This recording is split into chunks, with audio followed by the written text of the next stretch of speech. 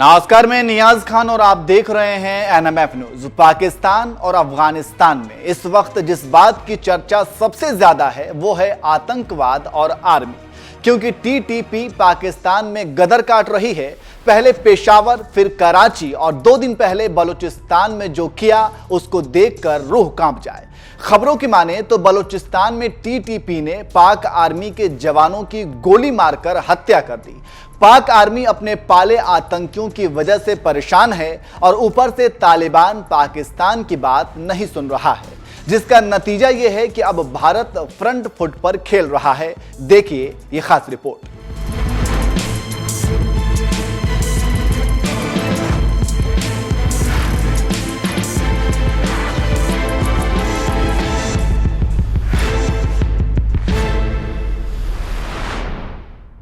आपको याद हो तो अफगानिस्तान के दक्षिण प्रांत में भारत का मोस्ट वांटेड आतंकी बशीर को तालिबान कमांडरों ने घेर कर मार दिया, जिसके बाद यह हल्ला हुआ कि भारत के इशारे पर तालिबान ने भारत के मोस्ट वांटेड आतंकी को मारा है।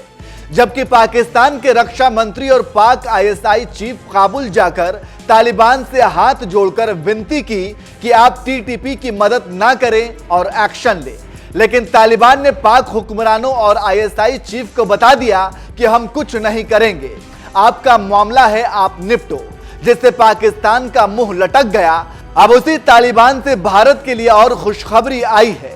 जी हां, खबरों की माने तो तालिबान के खुफिया बल ने अफगानिस्तान की राजधानी काबुल में एक ऑपरेशन में इस्लामिक स्टेट समूह के 2 प्रमुख कमांडरों को मार गिराया है।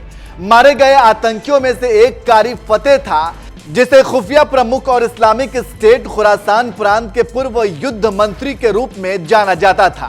तालिबान के प्रवक्ता जबीहुल्लाह मुजाहिद ने आईएसके के कमांडर के मारे जाने की जानकारी की पुष्टि की है। इस ऑपरेशन को लेकर मुजाहिद ने कहा कि कारी फतेह कथित तौर पर आईएसकेपी के लिए मुख्य रणनीतिकार था और काबुल में रूसी, पाकिस्तानी और चीनी राजनयिक मिशनों समेत कई हमलों की योजना बना रहा था।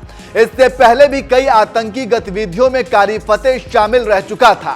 तालिबान की माने तो ऑपरेशन में कारी फतेह को मार गिराया गया, जबकि उसके साथी को पकड़ लिया गया है। आतंकी संगठन का मारा गया यह कमांडर अपने साथियों के साथ मिलकर कई मस्जिदों और बौद्ध मठ को तबाह कर चुका है। तालिबान ने सीधे तौर पर कहा कि अगर हमले बंद नहीं हुए तो आतंकियों के खिलाफ कार्रवाई होती रहेगी। जानकारी देते चले कि तालिबानी फोर्स आईएसके के आतंकी ठिकानों को खत्म करने के लिए पहले से सर्च ऑपरेशन चला रहा था। 2014 से ही आईएसके अफगानिस्तान में हो रही आतंकी गतिविधियों में सक्रिय है।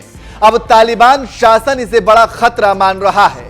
जबीहुल्लाह मुजाहिद ने अपने बयान में कश्मीर में जन्मे खूंखार आतंकवादी एजाज अहमद अहंगर उर्फ अबू उस्मान अल कश्मीरी के साथ मारे जाने की भी पुष्टि की। अहंगर को हाल ही में भारत सरकार ने अल-कायदा और अन्य वैश्विक आतंकवादी समूहों के साथ संपर्क रखने और देश में इस्लामिक स्टेट को फिर से शुरू करने के आरोप में आतंकी घोषित किया था।